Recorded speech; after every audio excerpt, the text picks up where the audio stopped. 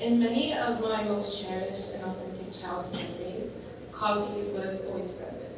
Whether it was watching as my mom performed our traditional coffee ceremony, or just enjoying the aroma as my aunts and uncles sat in the living room talking to me about their lives back home in Ethiopia. According to Terry Spelman, Arabica coffee is the world's second most valuable commodity after oil, and more than 1 billion people drink coffee every day across the world. We would assume that with a commodity this valued, countries and companies follow regulations and labor laws surrounding coffee, but it's actually the exact opposite. Recently, I had been talking to one of my aunts about the interesting fact that even though Ethiopia was so rich in resources, they continue to struggle economically. It seemed as if the country was always at a disadvantage when in comparison with more developed nations. And I wondered, how could a nation so rich in culture and natural wealth be facing such poverty at the exact same time? That was when I knew that I wanted to look further into this pattern, and ultimately this prompted the development of my thesis. Good afternoon, my name is Abby, and today I'm going to be talking to you all about the link between resource exploitation and static economies in developing nations, while using Ethiopia and coffee as an example. So harvesting coffee beans is a very labor-intensive process, and because of this, coffee plantations employ a vast number of workers, many countries where labor laws either don't exist or are very poorly enforced.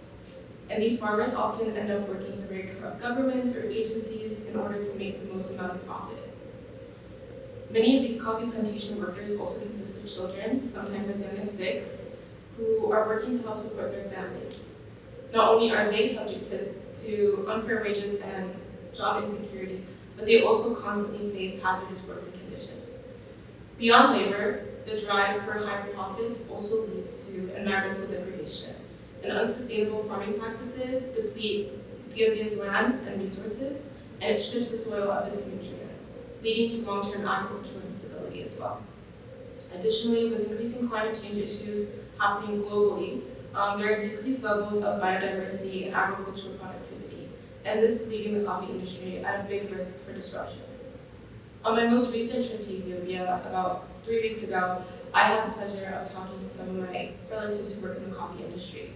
And the consensus among them was that the lack of possible alternatives forces them to continue to work with corrupt organizations and governments in order to export coffee, knowing that it comes at the expense of their own people. Many of my relatives made it known to me that they were frustrated over their own compliance with these unethical practices, but they wanted me to understand that it really was a means of survival rather than a means of choice. I also learned that these structures are very deeply ingrained into the industry, and oftentimes small farmers lack the accessibility to international markets. This forces them to rely on corrupt governments and agencies that end up manipulating prices and maximizing their financial returns at the expense of the farmers and their workers. The extent of this issue, however, goes far beyond just Ethiopia and its coffee. It's a global pattern commonly referred to as the resource curse. As Tiba Africa state, the colossal availability of natural wealth exerts a negative impact on the economic performance of Africa as a whole.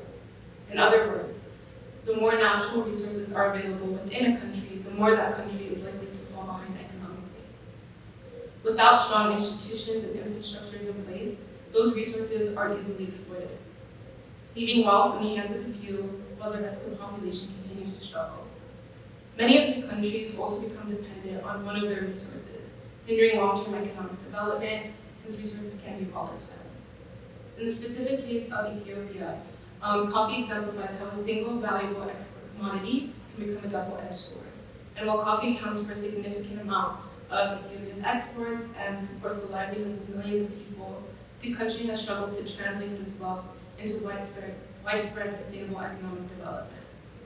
Instead, Ethiopia remains vulnerable to the volatility of global coffee, and it leaves farmers in the national economy at the mercy of market fluctuations, ones that they cannot control. And as a result, rather than catalyzing growth, Ethiopia's coffee wealth can sometimes exacerbate economic stagnation, which is an all too common pattern amongst other resource-rich countries. It's important to note that even in countries where some protective laws exist, enforcement is usually very weak. Governments and corporations often prioritize profits over people, and as a result, expenses such as fair wages and safe working conditions are often seen as optional. Without proper regulations in place, organizations are able to delete expenses that they otherwise would have been spent on fair wages and safer working conditions. Currently, the most common discussed solution to achieving more sustainable harvesting of these resources is the Fair Trade Act. And while this initiative intends to create better trade agreements and labor rights for plantation workers, it actually doesn't really guarantee them higher compensation or better standards of living. Oftentimes, these farmers still struggle to meet their basic needs despite actively being a part of fair trade programs, and companies continue to charge low prices for their goods. Additionally, the reality is that many consumers are not going to stop buying from companies just because they are not regulated by the Fair Trade Act.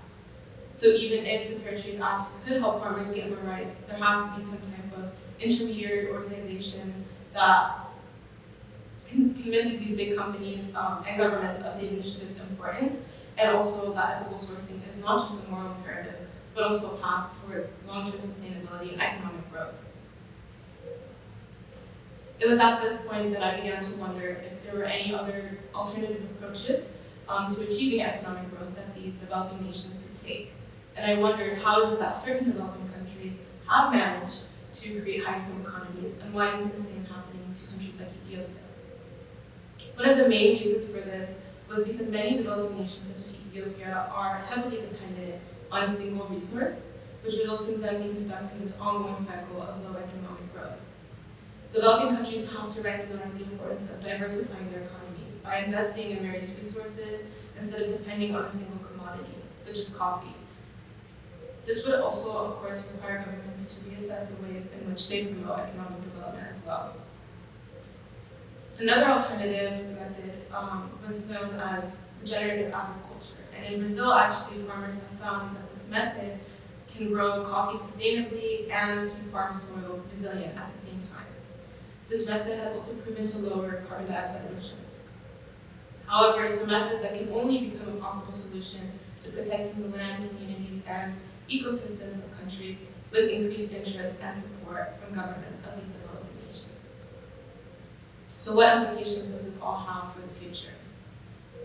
Ultimately, without systemic change, this cycle of resource depletion and economic hardship in developing countries will continue. And there have to be stronger policies put in place that prioritize fair wages, safe working conditions, and sustainable farming practices, all of which are essential to breaking the cycle of worker exploitation and economic stagnation. I also strongly believe that if the Ethiopian government creates more opportunities for employment, this can help stimulate economic growth. Currently, even though coffee is produced in Ethiopia, it is then exported to the United States and other more developed nations, where it is then roasted and packaged. And I believe that if the roasting and packaging of these coffee beans was done in Ethiopia, this would obviously allow for more jobs to be created within the country. And coffee companies and agencies would be able to charge higher prices for their coffee because a lot more of the labor and processing would be done inland. Ultimately, corporate accountability has to go beyond just symbolic gestures, such as fair trade labels, and ensure that ethical commitments translate into visible improvements in labor rights and sustainability practices. And as consumers, we obviously also hold power. Every cup of coffee that we drink is a choice and an opportunity to support communities that uphold ethical and sustainable practices. When I think back to those moments from my childhood, the warm smell of roasting coffee, the stories that were shared in the living room, I now see them with a deeper sense of awareness. And that cherished aroma that I grew up with is not just a symbol of my culture and connection, but it's also a window into a much larger global story, one of resilience, inequality, and also the hope for a better future. My journey began with a simple question about Ethiopia's wealth and poverty simultaneously, and today I hope that I've shown you how something as everyday as coffee is deeply connected to questions of sustainability, workers' rights, and economic growth. Thank you so much.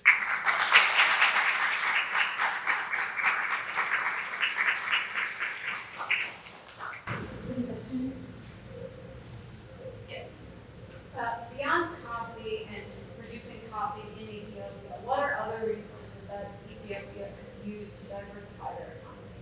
So you said beyond Beyond coffee, what could Ethiopia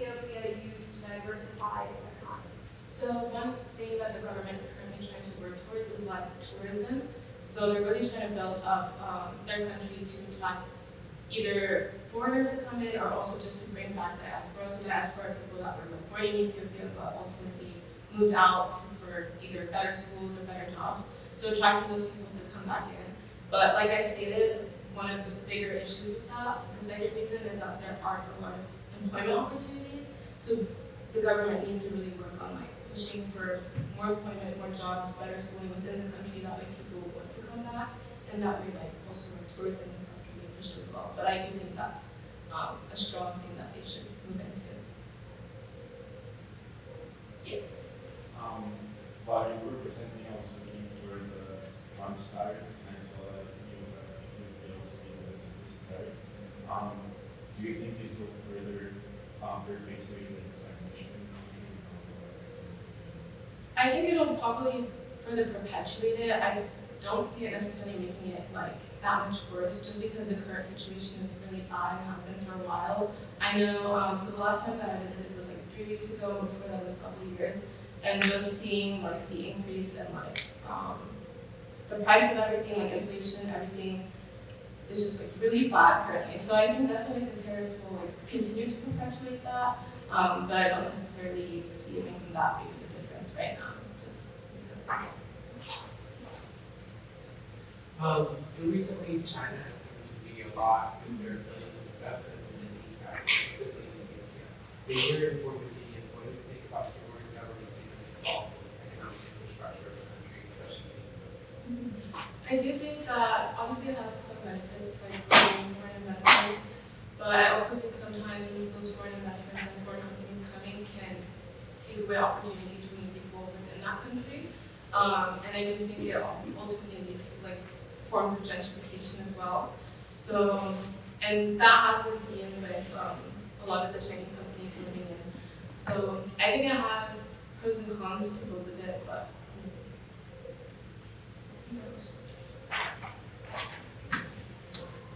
thank you so much.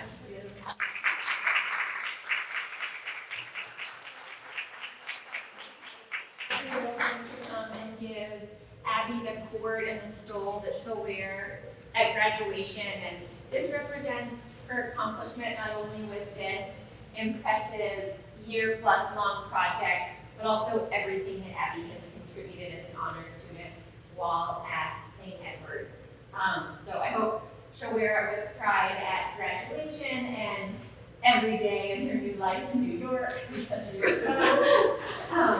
but congratulations, and I'd love to let Dr. Wilburn say a few words about getting to work closely with Abby. Yes, and she is going to get this pin that I am wearing that represents St. Edward's, so that when she's in New York, she will have a memory of us. But I have to tell you that I teach corporate social responsibility, as many of you know, and I have been just concerned about why countries like Ethiopia who had this magnificent product that everybody wanted to buy were still so poor, and why the people, especially the women, were not paid well, and it just bothered me for years, and so it was absolutely a miracle when she came and said, this is what I want to do, because this country is in exactly this situation, and I want to find out why they can't get out of it. And I think she came up with some excellent research and maybe some solutions for some of this that the government can do. But when you look at the country, it's coffee. Everybody wants coffee. Why in the world are you still down here? It always bothered me, and she did the research to tell me why. So I really appreciate it. Thank you.